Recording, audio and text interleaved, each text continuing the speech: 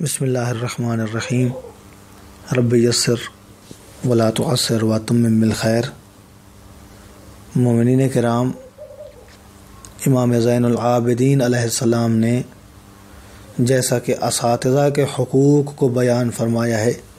کہ ایک شاگرد کو استاد کے کن کن حقوق کا خیال کرنا چاہیے اور استاد کے کون کون سے حقوق ہیں جو ادا کرنے چاہیے ایک شاگرد کو، اس حوالے سے ویڈیو موجود ہے، آپ دیکھ سکتے ہیں شیعہ پوائنٹ پر۔ اسی طرح سے امام علیہ السلام نے شاگرد کے حقوق کو بھی بیان فرمایا ہے کہ ایک استاد کے ذمہ شاگرد کے بھی حقوق ہیں اور اسے چاہیے کہ ان حقوق کو ادا کرے، استاد ادا کرے ان حقوق کو۔ امام علیہ السلام فرماتے ہیں کہ وَأَمَّا حَقُّ رَعِيَّتِكَ بِالْعِلْمِ، یہ کہ علم کی وجہ سے جو تمہاری رعیت ہیں، علم کی وجہ سے جو تمہاری رعایا ہیں، یعنی تم علم کی وجہ سے حاکم ہو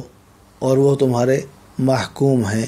تم بادشاہ ہو اور وہ تمہاری بادشاہت میں زیر سایہ ہیں۔ شاگرد،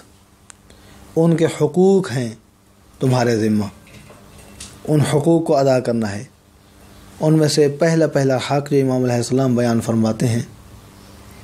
ہیں کہ سب سے پہلا اور آخری حق یہی ہے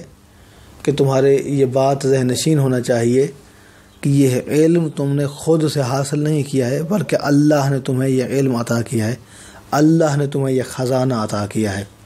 اور اللہ نے اس علم و حکمت کے خزانے پر تمہیں ولی مقرر کیا ہے، اور تمہارا حق ہے کہ اگر کوئی محتاج آتا ہے تو تم اس خزانے سے اسے عطا کرو اور تم اس خزانے سے اس کی حاجت روائی کرو۔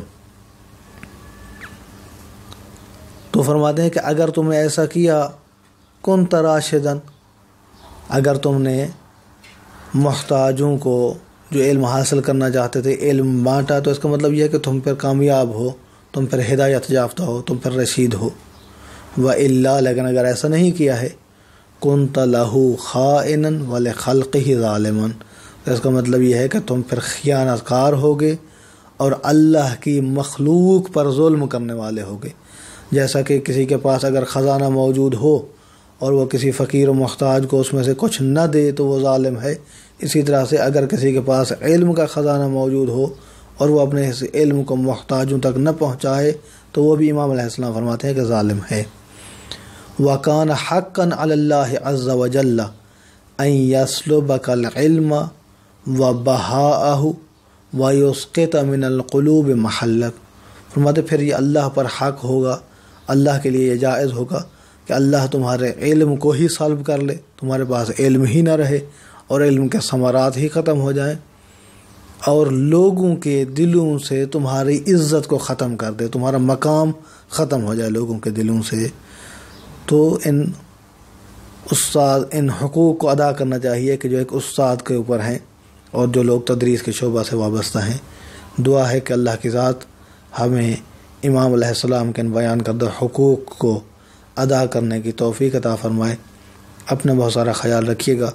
محمد نقی جسکانی کو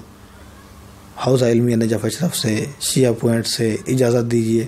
والسلام علیکم ورحمۃ اللہ وبرکاتہ۔